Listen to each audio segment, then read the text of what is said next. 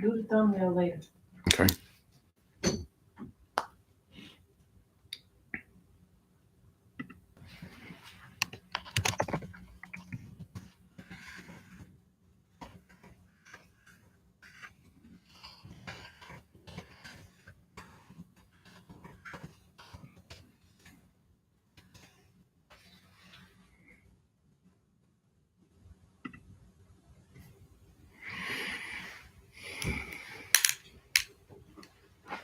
And it's not formal, is it? Mm-mm. Okay, so anybody join yet? I don't even know how to tell. I see one little person up there, but that's probably me. There was 3 people that were waiting. There. I was gonna say there were 3 people that were waiting before. Yeah, because But you're I may have doing it lost wrong. them. They'll find you. Mm. They'll find you because it shows up on the sidebar, and that just tell you how long you've been live. That's all. Okay. Mm-hmm. I don't know how long I should stay on here before I click off. As long as you want to. There's Frank. There's Jeff. I mean. Hey, Jeff. Hey, Jeff.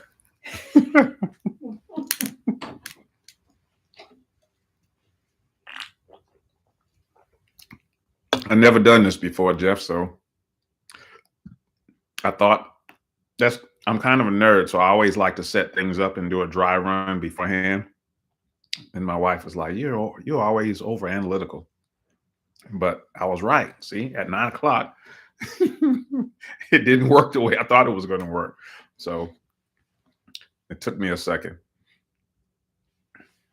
So I'm hanging out here. I'm really not hardly expected too many people on here because this is the first time I've ever done it. So I don't even think people normally would know that I would go live.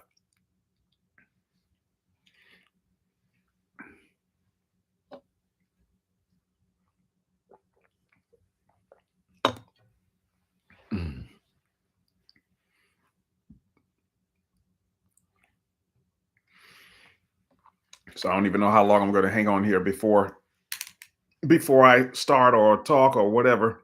I'll do like I guess like college professors. What do they give people? 15 minutes? Oh yeah. Just start talking about whatever you're gonna talk because they can see the replay. Right. That's true. Because they don't want to see no replay with you just sitting there. Right. Yep. Let me see. I think everybody watches after it's been recorded. It's just the excitement of the live event. That's true too. I think I've probably done that most of the time, just watched afterward. So for people who are watching this or who will be watching this later, they'll probably be like, "You got glasses on." Yeah, so I wear glasses for reading. I don't wear it for anything else, but I do wear it for reading. So fun fact, when you watch a lot of my shows behind the scenes, if there's ever anything that appears on a screen and I'm reading it, behind the scenes, I'm actually wearing glasses, which is the reason why I usually show the screen, but I don't show me. Because if you ever saw me and the screen at the same time, it would show me wearing glasses.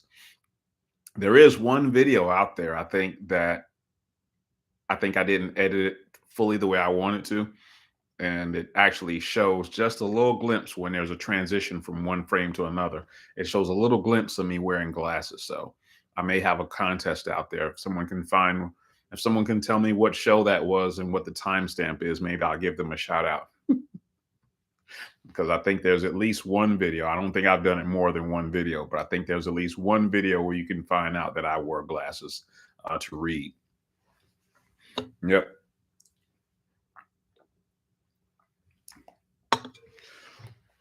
But I don't know. The only thing I was going to think about doing just for this first show anyway is I didn't want to be too formal and have a big formal agenda or anything like that. The only thing I could think of was just some of the shows that we've done. So, I mean, we've done over 20 something shows now, maybe 22, 23, somewhere in there. So I just figured that would probably be a good starting point, is for people to talk about some of the shows that they've watched, any question that they had, or comments that they wanted to make about it. So that's the only thing that I was really going to go through, if anything at all. Probably get an idea of where some people are from, but that's it. But just to give a little bit of background anyway, so at least some people have something to watch, is that how this all started is this actually started. Well, let me go back even way before then. Before even starting this channel in politics, what happened is, obviously, Jeff, you know me from my real estate background.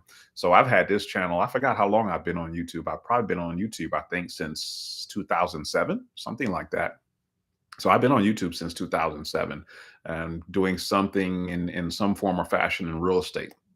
And so for a little while, that's all that was on here was real estate related videos, finance related videos, business stuff, inspirational stuff. But I didn't really want to go through the whole thing of being a quote unquote YouTuber per se, because a lot of those guys were they were making their money from AdSense and commercials, that kind of stuff, and I really didn't have the patience for that. Excuse me, the money that I made money using YouTube just as an accompaniment to what I do. I really charge people for consultation, or they something offline. So the YouTube was just a video where I place my videos to market, and so I didn't really know what I wanted to do with the channel per se until the pandemic. So I guess the pandemic, there's a lot of people end up starting businesses after the pandemic or as a result of the pandemic. But what happened is I got a friend of mine who I grew up with in New York, and he and I are both conservative. And so one day he just invited me to this Facebook group online. He said, "Hey, come on this Facebook group online." And I believe it was just before the pandemic was starting, or probably around the same time. But anyway, I got on there, and since nobody was going anywhere anyway, I was just always in some debates. We were debating all kind of topics, and that group was pretty hot. I mean, that's all we were doing. A bunch of us would get on there every day and talk about whatever was going on in the news. And as a result, I end up with a little bit of a following. And the person who started that group had over 9,000 followers on Facebook. And somewhere along the line, she actually got a job in politics with a real politician. And I think she needed someone to probably head that group up. And so she just reached out to a couple of the senior members and said, "Hey, who's one of the most influential people in the group?" And they both mentioned me. And so since she knew I had a background as a national speaker and it wasn't afraid to talk, she said, "You know what? How about you put together something and help us grow the group and all this stuff, and we'll figure out some sort of way to pay you." And it sounded attractive in the very beginning, but the more I thought it through, I'm like, if I'm going to think up the topic, if I'm going to create the podcast, if I'm going to film it and edit it and then market it and all that stuff, then why would I split? Why would I split revenue? So we thought about it, and then I was like, I could do that on my own. And so that's really when I started thinking about it. I said, you know what? I may as well just start a channel. So there's, like, if you go back through the history of these videos, you'll see the very, very first video is one where we actually kind of mentioned that group. That was like the sponsorship, if you will, but we didn't know what that was going to look like. So that first video was really a proof of concept. That first video is so funny because if you look, the back of the room is off kilter. I just threw it together. To this day, I don't really use a microphone because I like whenever I start a business, I like the business to pay for itself. So I don't like coming out of pocket. I like the business to grow and eventually pay for itself. So if you see me get to the point where there's microphones and all those different things, even though my wife has microphones for her channel, but if you see me get to that point, then that means the business is paying for itself. I'm not coming out of pocket for it. But anyway, I just put something together just mainly to show the proof of concept in that first video. But a lot of people liked it. And since a lot of people liked it, I made another one and another one. And so now I'm like, you know what? I might just stick with this. And so now I'm thinking way, way down the line of how to really keep this going and sustain it in the long run. I already knew right from the start, from, as Dr. Phil would say, this ain't my first rodeo. So I already knew right from the start that there were going to be some issues with YouTube, because I've already heard conservatives complain about it. So that's the reason why every video that we actually have here on YouTube, we also have a carbon copy of that same video on Rumble, because I don't really have any issues with Rumble. I've already mentioned this. I don't know if you know this, Jeff, but one of the first videos well, I should say one of the first videos. There's only been two, and it's really the same video. But the first video that YouTube removed for misinformation, and it's still out there now, but they put it back. As there was one where I talked about the election, and you'll see it says something about the 2016 and 2020 elections or something like that. And so they had removed it for misinformation.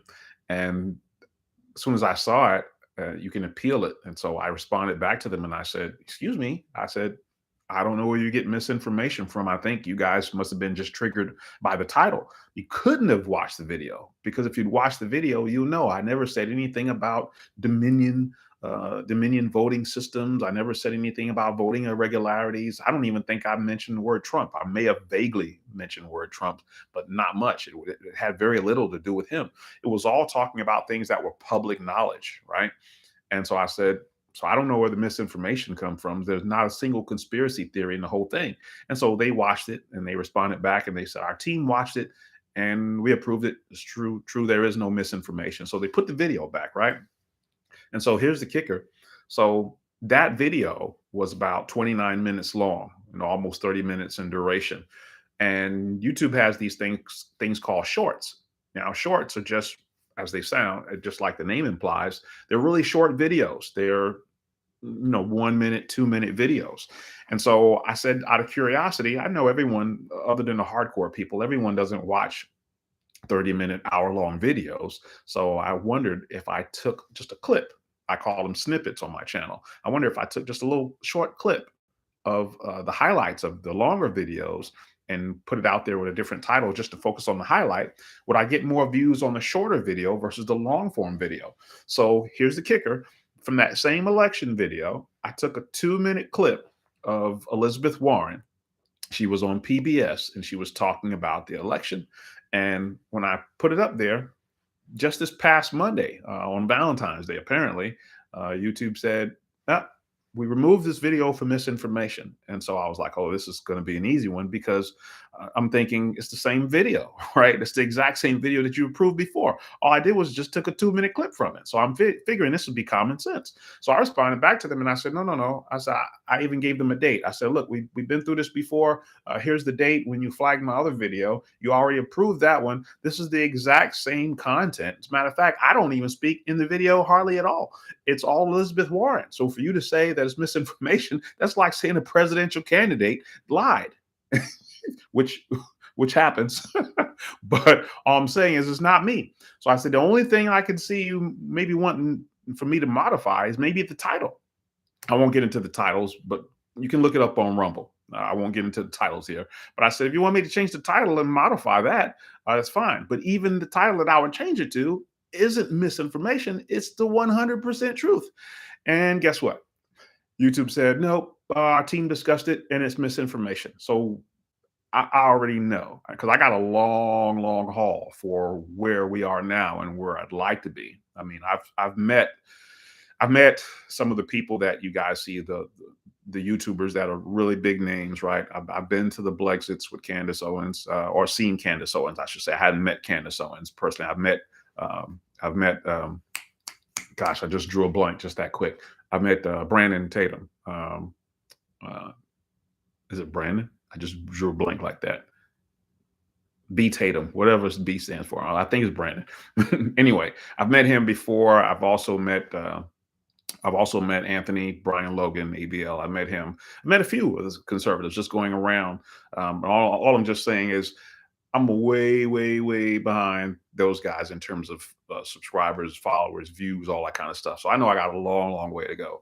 But in terms of sales, in terms of marketing, in terms of experience with large crowds, I've already been there and done that.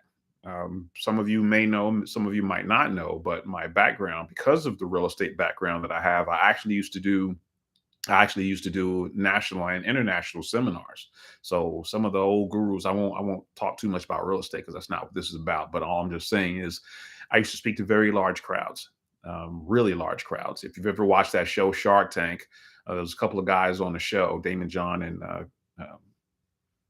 gosh, I don't know why I'm drawing a blank here now. Robert Hershevik, okay, Damon John and Robert Hershevik. I've done some seminars for those guys. So I'm used to speaking to like crowds of like 1,000 people a week. But I mean, I've done that for gosh over a decade. Um, Long story short, I'm not scared to talk to crowds. I'm not scared to be in front of a camera or in front of people or asking a bunch of questions and all that kind of stuff, doing seminars. Uh, that's in that regards, I'm not new, even though my channel is new. So that's all I was trying to say. So I'm perfectly equipped to market and sell things. I've always sold high end products and courses and all sorts of things like that. So from that standpoint, none of this stuff is new to me. Just this format is new for me. So I'm really looking forward to getting down that road, but I know I'm going to have to do some things differently to ever get down that road because I can already see, and this again, this isn't a surprise for me. I can already see that it's going to be a tough road with YouTube trying to censor every single thing, right? And I'm not going to be totally relying on YouTube. I've already thought through some things and I'm working on some of those things behind the scenes as to really how to use YouTube as a springboard, if you will, uh, as a precursor to getting down the road when we have hundreds of thousands or millions of followers and subscribers and all that kind of stuff. That's unfortunate that we have to have that, but that is where we are, unfortunately, in society now, that we have to have all those precautions and different things because uh, people have turned everything so political. I just saw something, and it's so sad too because I was giving them. I used to give them. I used to give them credit. I was going to say it's so sad. I heard something recently. I heard something recently about GoFundMe. Um, some of you guys probably seen the show. You probably saw the show that I did for Dads on Duty in Louisiana. There was a school. I think it was called Southwood High School. I think, but Southwood High School had they had several fights, like I think every week back to back. They for about 3 weeks they had fights, and a bunch of people got students got locked up. And the story was that some local dads got together, formed this group called Dads on Duty, and then they went down to the high school and they started serving in shifts.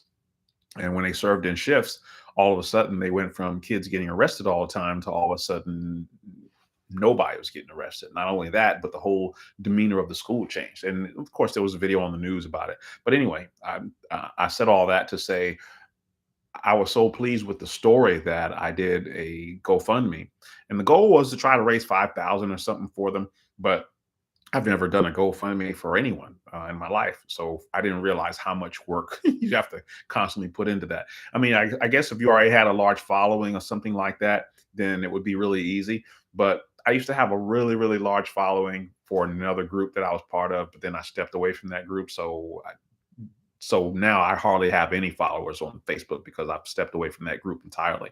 Um, but anyway, if you don't have followers like that automatically, it's really tough to just get the attention. So it was only like $500 or something on GoFundMe. But my point is that I like to use GoFundMe as an example of society coming together, the private sector coming together, and being able to solve problems that uh, government does not do easily or effectively, I should say. And so now GoFundMe is almost making me eat my words. The concept is still the same, except GoFundMe is kicking themselves and shooting themselves in the foot because and I haven't vetted this story or researched it, but the little bit that I do know, I think it's in Canada. I heard something about a bunch of people raised some money for some truckers in Canada, and I don't know, there must have been a strike there or something with the union.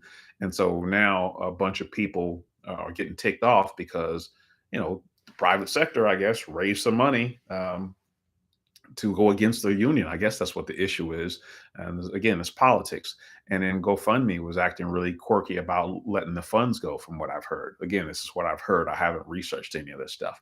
But long story short, it's making it sound like as much as I used to like to praise GoFundMe, now I gotta hold my praise because they're acting like a lot of these companies who are now starting to be woke. That's just like a virus that's spreading everywhere, I guess. But anyway, it's just so crazy to be able to see how many companies are doing this.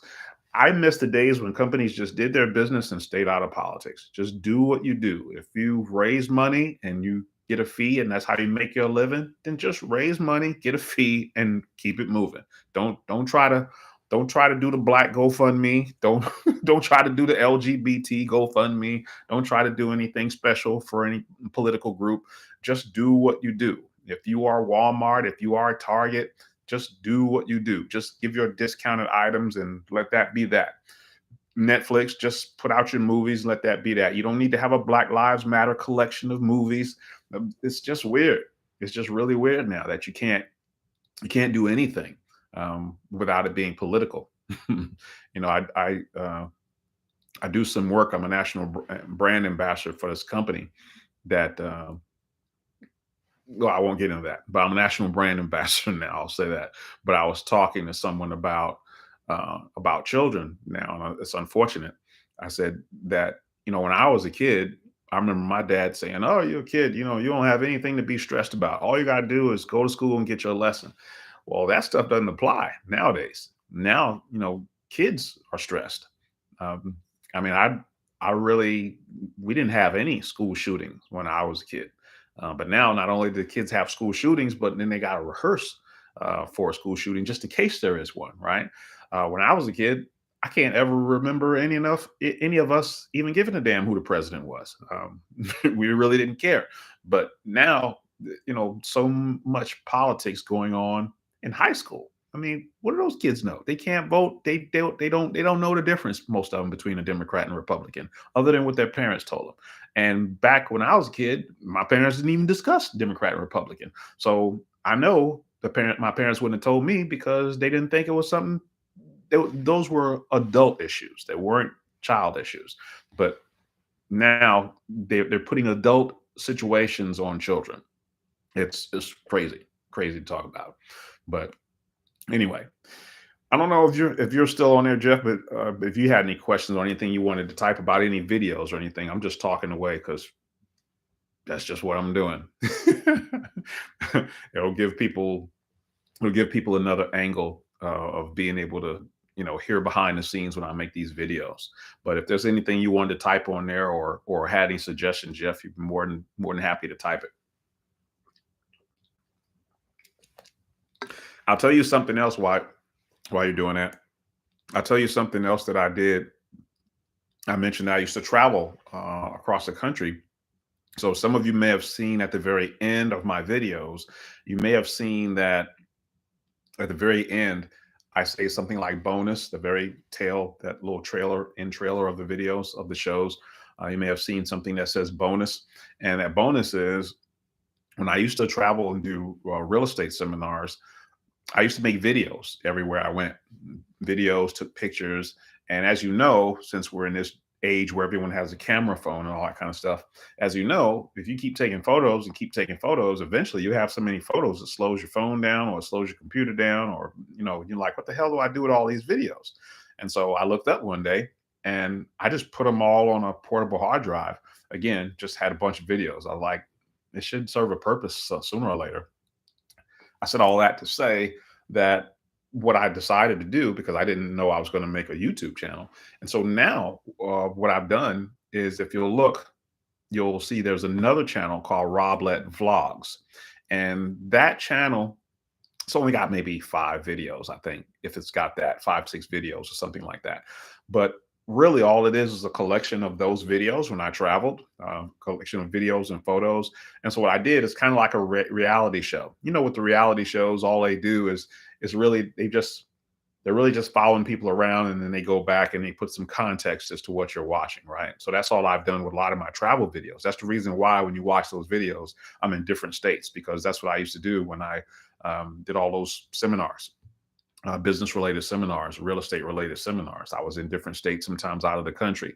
And so I just pieced them together and put some context to them. So I did that because I know conservatives, Republicans have a reputation for being very stiff and all that kind of stuff. And actually, I'm a very silly person. That's every once in a while, I crack some jokes in the middle of me doing some of those shows. Like even tonight, my wife's like, "You gonna wear that jacket?" I'm like, Not really. I just threw it on here, but I mean, I really gonna just take it off." But I'm really a relaxed person. So I just made the Lett Vlogs just so people can see just a different angle of me that has nothing to do with politics, because a lot of conservatives, people who don't know conservatives, they think that's all we do is talk about politics day in, day out. And I'm like, no, not really. Most of the time, I'm not talking about it. It's just when someone's just making assumptions, assumptions that everyone is in agreement with them. Let me see what Jeff typed here. Uh, I'm just listening. It's either listen to you or Herman Cain, and the choice is kind of limited now. I hear you. I hear you. Yeah, I know. I know what you're saying. I really wish I miss Herman Cain. I got a video, not a video. Excuse me. I have a photo of when I went to Herman Cain's rally in Georgia. And I was out there with, I don't know, probably 7,000 people. There's a lot of people out there in Centennial Park in Georgia. So you can barely see me. It's a little, I'm surprised too. I took that photo, I uploaded to Facebook. And one of my friends in New York that I grew up with, I said, see if you could find me in the crowd. And he took some time to actually try to find me. And he found me. He said, yep. He says, I can see you right here. And so I'll probably put that. I don't know how I could put that in a video. I was going to say I'll probably do like a Where's Waldo sort of thing and put that in one of the shows. See how many who can find me in the photo. But I miss Herman Cain. I really, really had hoped that Herman Cain would have ran and won, because I knew Barack Obama at the time was the person running against him. And the reason why I wanted him to win so bad is not just because of the obvious, because he was conservative, and I shared his views, but I wanted him to win because for the first time, it would have been a scenario where race was not on the table, because the downside to a lot of the white candidates, the disadvantage that they have is that, of course, the black community is going to say, "Oh, you'll never understand," blah blah blah blah blah. Well, guess what? If Barack Obama's black and Herman Cain is black, and Herman Cain's conservative and Barack Obama's the Democrat, then guess what? Nobody can go through this. Oh, you don't know what it's like to be black crap. We can take all that stuff off the table and quit playing those games, and then we can finally have a discussion about policies, which is what I was hoping for. I was praying for, but it didn't turn out to be that. Unfortunately, it didn't turn out to be that. I really, really wish we can get to the point of discussing policies, because there's too many of these conversations of someone being a sellout, or someone being a white supremacist, or it's just too much stuff, and no one ever wants to have a serious conversation about policies, which is what I was so looking forward to. So I'm really excited though to see so many people on the landscape, like I just mentioned earlier, the Candace Owens, the Brandon Tatums, the Anthony Bryan Logans. There's a few other people that I see out there that are on this landscape that I don't even know their names, but I recognize their faces. Rob Smith just put out something I just saw today. A friend of mine emailed me today. He's starting some site called the Douglas Society, and it's so timely because it comes right after I just put out a show about a week ago, and that show was talking about is Black History Month being hijacked. And it's so timely because that's basically, it's effectively what he's saying with the Douglas Society is he's like, it's time to put it into the victimhood stuff.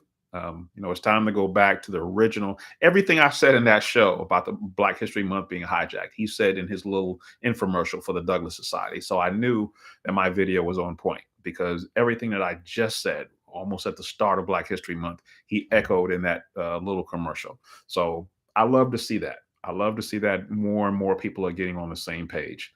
There was another guy, I can't remember what his name was. He passed away now.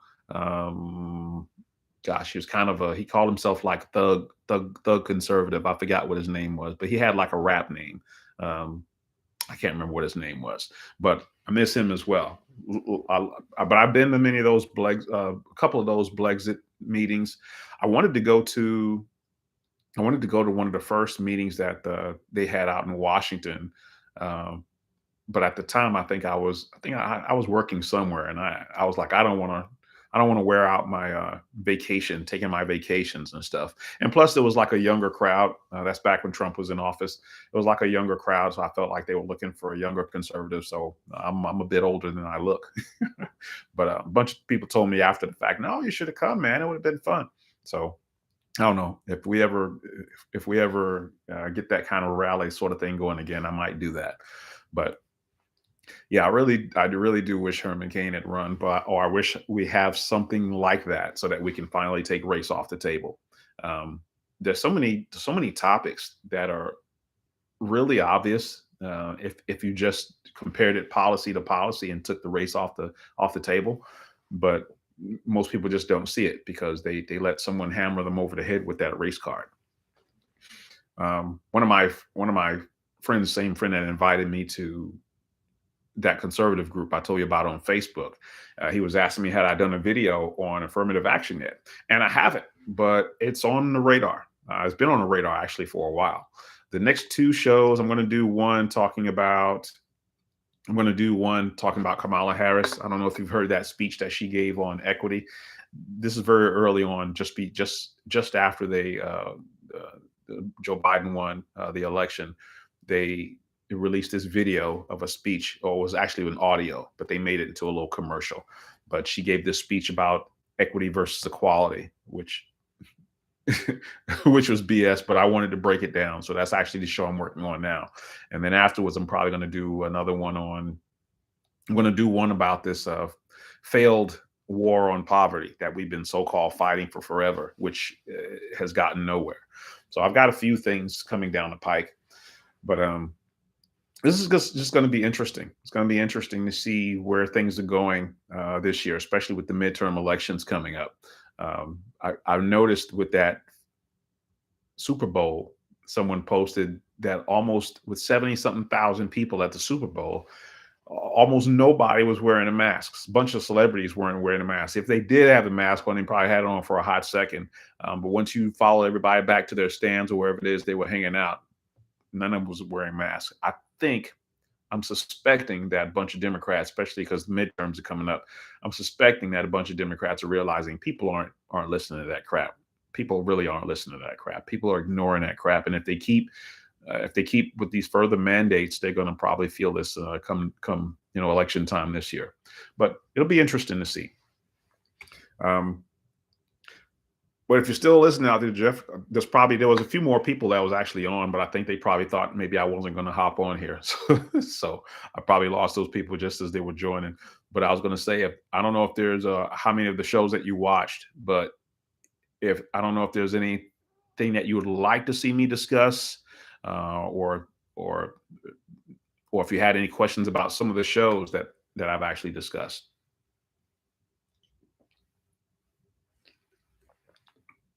Let me know if you had a question about that. While you're typing or if you're typing, I was debating on, but I'm glad that I didn't do that now. It definitely would have been too much. My wife said, you trying to do too much. But I used to run a big marketing team.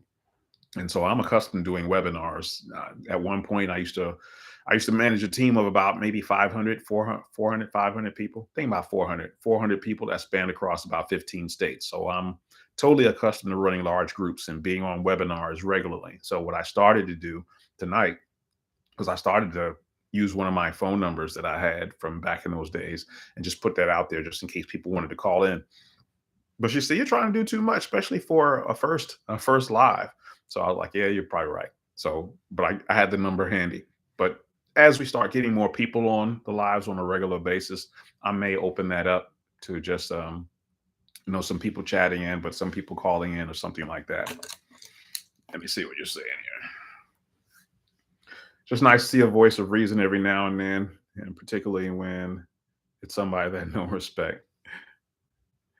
I see you was asking, what is Darryl and something? It's like the rest of it broke off. Daryl's doing fine. My wife's doing fine. She's got a channel. She's got a channel out there too. She's got a channel out there too. She's been doing it longer than I have. So she's doing pretty well. She's even gotten a few sponsors. So she's doing pretty good. Doing pretty good. Yep. But yeah, I one of the things I try to do too is I was talking to one of my old colleagues that I went to college with, and he was watching one of my shows. I forgot which show it was. I think it was the one where I did with Kevin Hart, like Kevin Hart Wants to Be a Billionaire. I think it was that one. And I asked him what he thought of the show, and he was like, "Oh, I like the show." And he was like, That little part where you had in there with 50 Cent, he was like, you probably could have left that out. He said, it changed the dynamic of what you were talking about. And I know what he meant because sometimes in the middle of me doing a very serious topic, I'll throw something in there that's kind of hood because I'm originally from New York. So don't get it twisted. Even though I have on a blazer or whatever, even though I'm talking about politics, even though I have a business background and all that kind of stuff, I still am very much grew up in some of those neighborhoods where a lot of those thugs and rappers grew up in. So I can relate to that. But I interject some of that into the middle of it because my goal, and I'm certain that's precisely what Candace Owens' goal is too, is my goal is to bring more people from the left and start to understand more about what conservatives are. And so if I have to step back into that world and kind of go back and forth to show you some things, what I mean? Like what I'm just trying to say is sometimes you can hear the same message, but you can hear it in a different way and it resonates better with you. So I don't want anyone again to be fooled by a blazer or whatever it is and think I don't understand their plight or things that they've gone through or what that neighborhood is like and the choices they have to make, blah, blah, blah, blah, blah, blah. That's not true whatsoever. As a matter of fact, when my wife met me, well, she's from here. She's from Georgia, which is rarity. Most people in Atlanta are not from Atlanta, but she is. I'm originally from New York. So when my wife met me, she met me doing my real estate business. Actually, that's how we met. But she met me when I was always with a calculator, almost always with slacks and a shirt and tie and all that kind of stuff. So all she knew was business Rob. That was all she knew. And so there was a disconnect with her. It's like, okay, it's business Rob, but then when all the rap songs come on, it's like he knows all the words. How is that possible?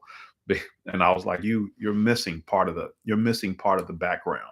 You met me here in Georgia. You don't understand the New York background. So I was like, don't let the shirt and tie stuff fool you. I'm still very much that guy who grew up in that. So at some point when I was traveling, I had to take her back to New York to show her where I grew up. And I said, you don't understand.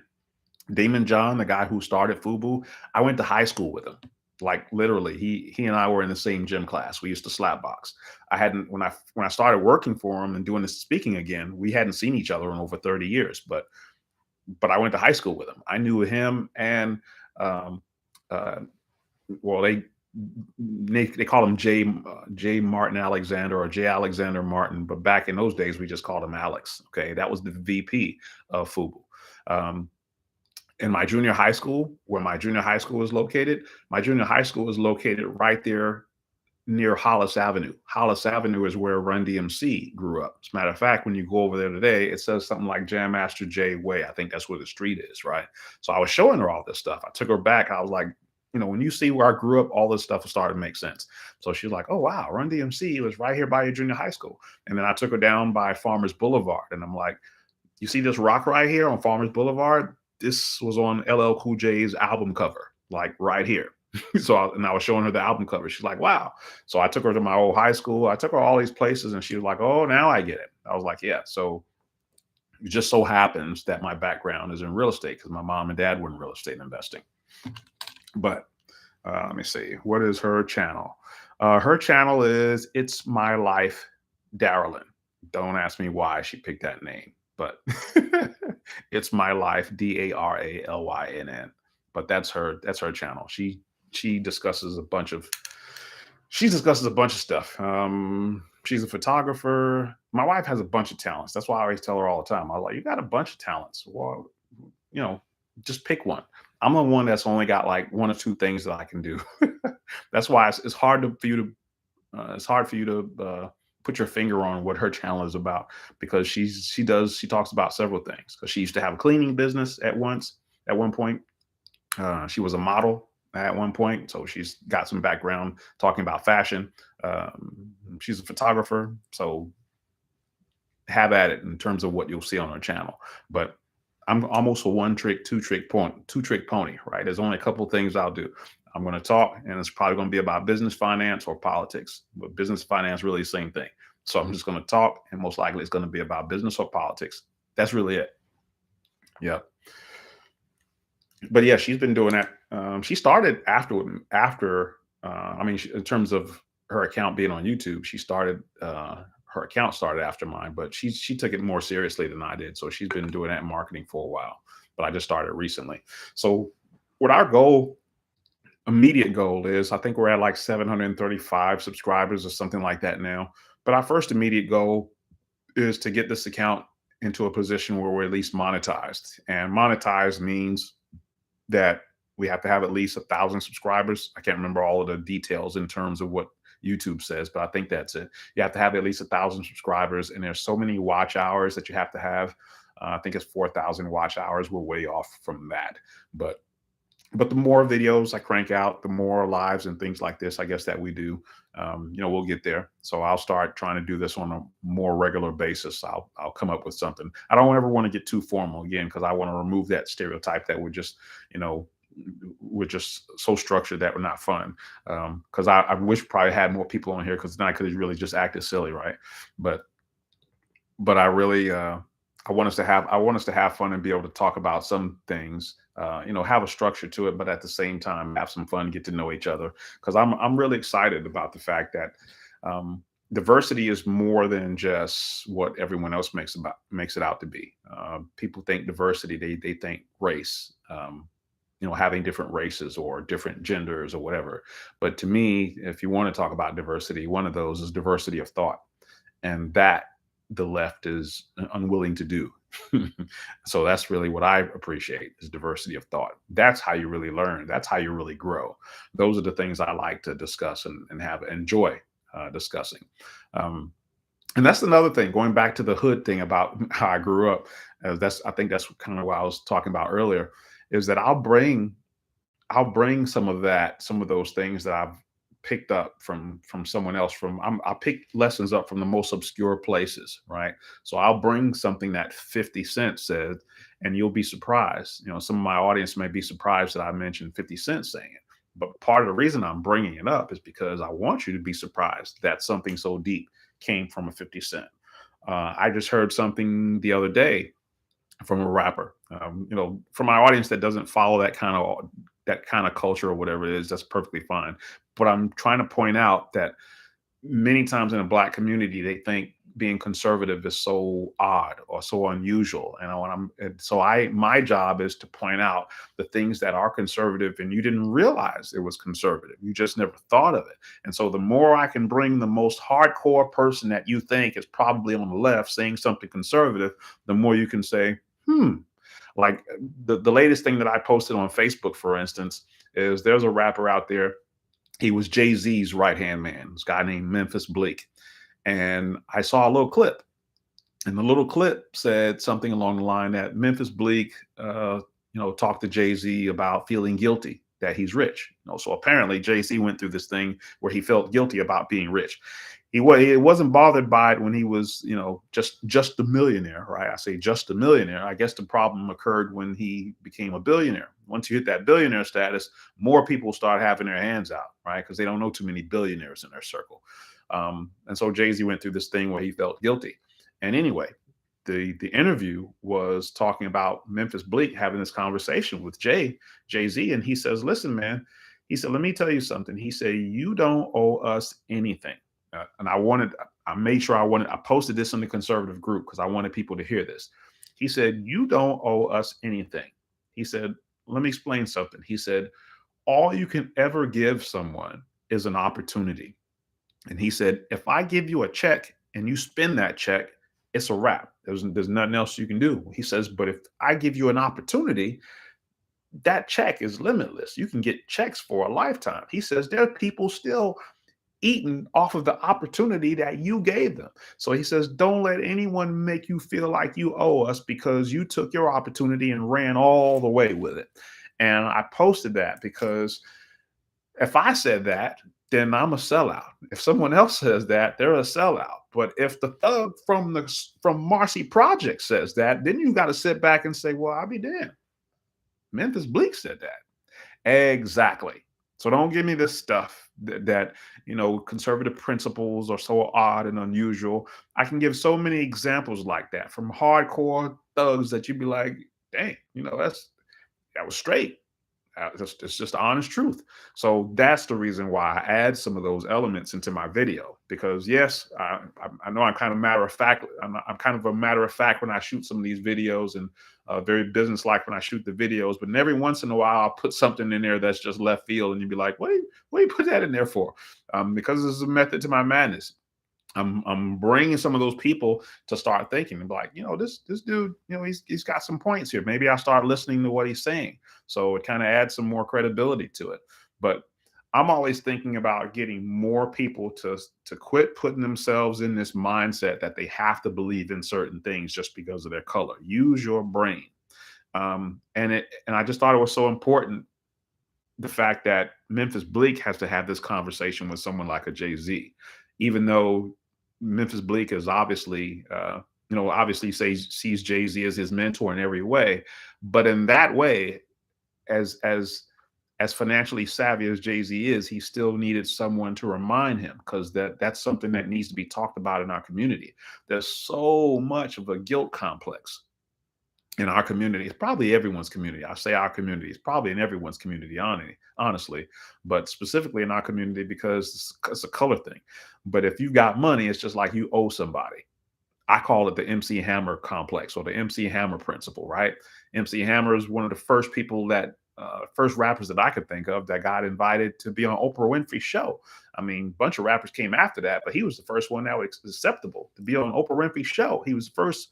I won't say he was the first multimillionaire, because Run DMC and those guys were probably multimillionaires before he was, but he was at a much higher level, I believe.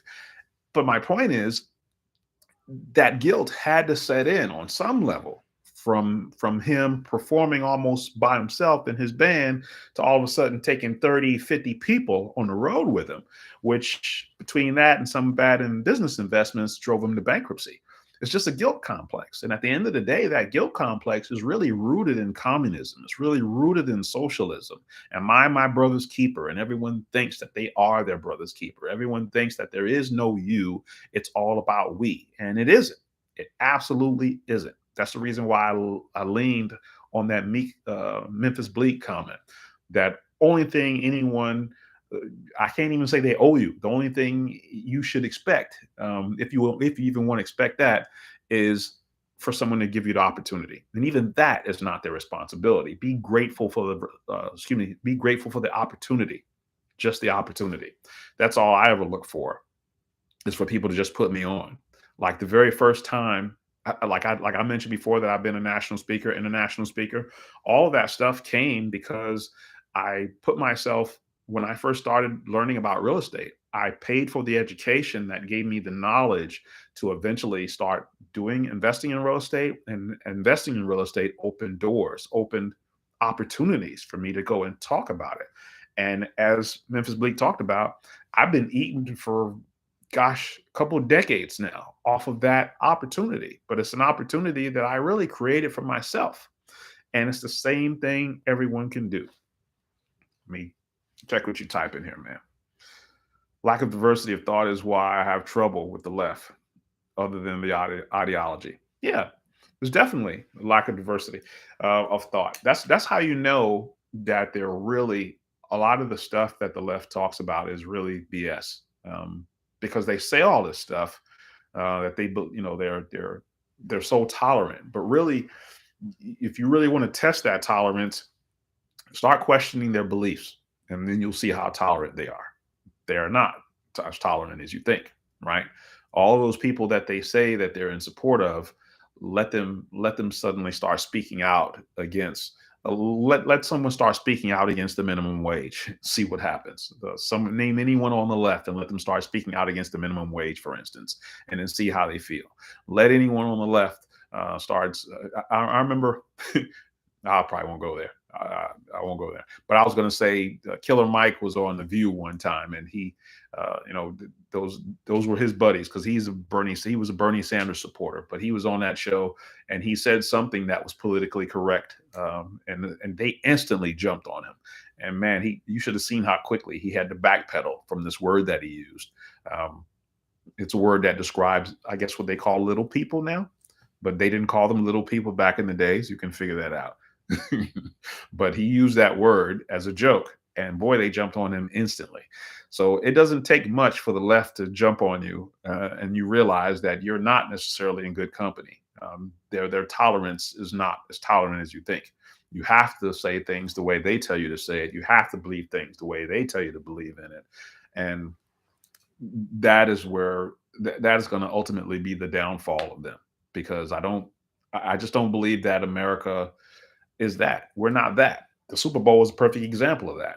So many people not wearing those masks, regardless of the fact. And this is right in California, right?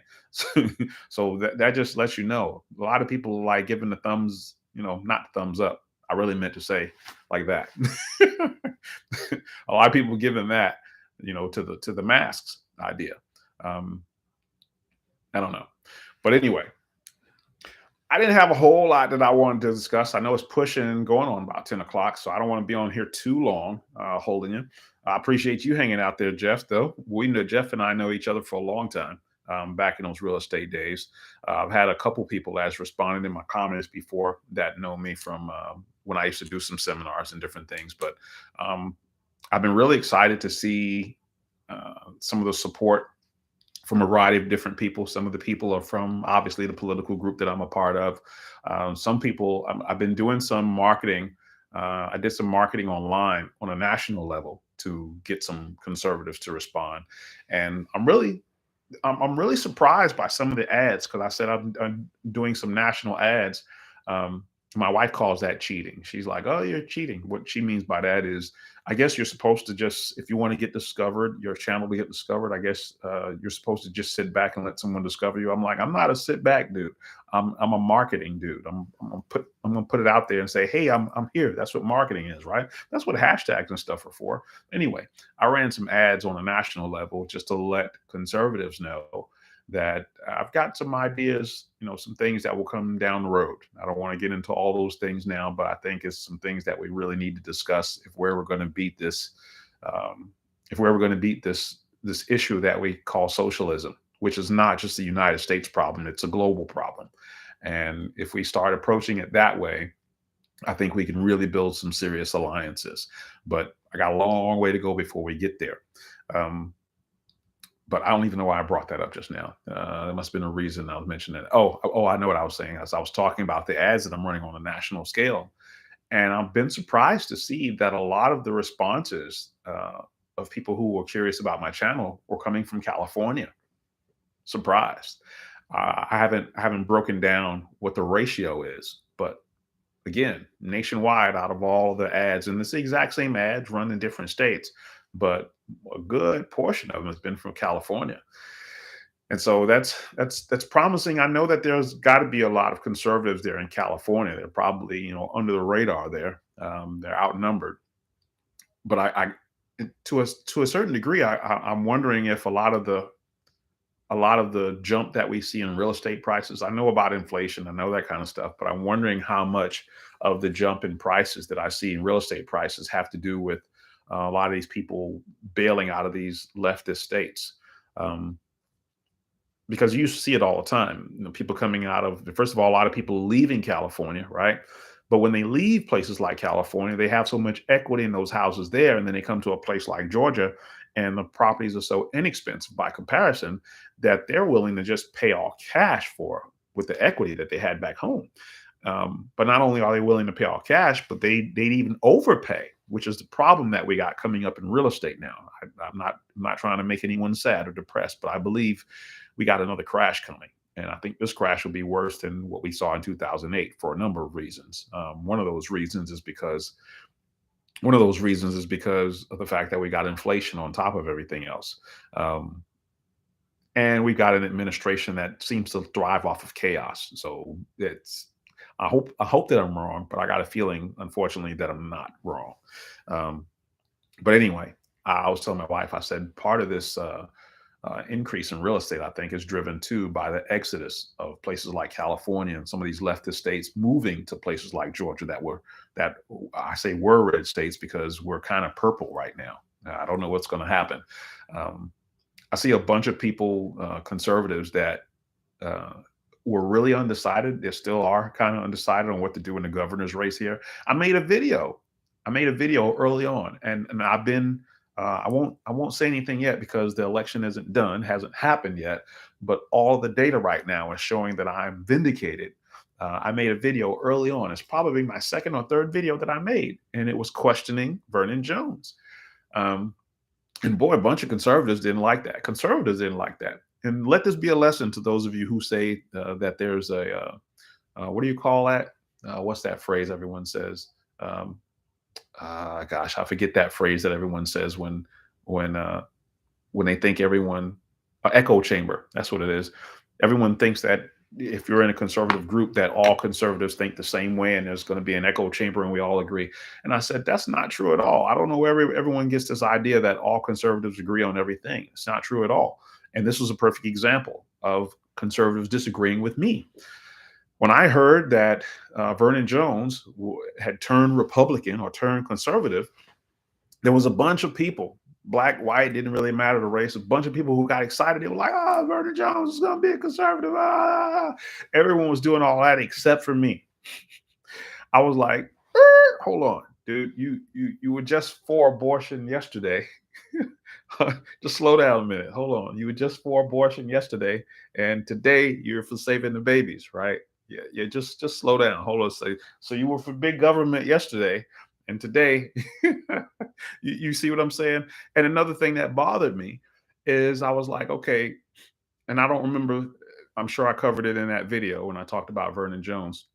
But in that video, I compared a couple of other people who left the Democrat Party to become conservatives. And I said, look, I don't really trust them quite yet because they're brand new, but at least they did it right. When they made the switch, they ran against a Democrat. That's the easiest way for me to trust you, is because now you really are seem to be on our side because you're running against the other side. Vernon Jones comes in and he runs against our own Republican governor. And I'm just like, hold on, slow down, slow down. But man, you should have seen the conservatives that disliked that video that I put out about that because they were so Vernon Jones. And like I said, I feel even though the election hasn't occurred yet, I feel vindicated because everything I said in that video has just about come to pass. Trump isn't even backing Vernon Jones. And he's not even backing Vernon Jones. And people are just like, now they feeling silly, right? Um, Purdue Purdue, I mean, that dude didn't even show up to one of the debates last time. So I don't know. I don't understand why someone would think that Purdue would be a good candidate because if he didn't show up for a debate for Ossoff, Stacey Abrams, lover or hater, she's not stupid. Quit kidding yourself thinking that she's stupid. She's not stupid. So for you to think that Purdue, a guy like that who doesn't even show up to a debate, if you think that that guy's going to be able to crush a Stacey Abrams, you're kidding yourself. So remember, chess, not checkers. No, gosh, Denzel Washington said that best in that Training Day movie. This is chess. It ain't checkers, right? So at the end of the day, I don't want Georgia to be run by Stacey Abrams. And so for that, whatever it is that you may think about Brian Kemp, he's the only one that has beat Stacey Abrams thus far. That's all I was trying to say in the video, and that's all I was trying to get people to understand.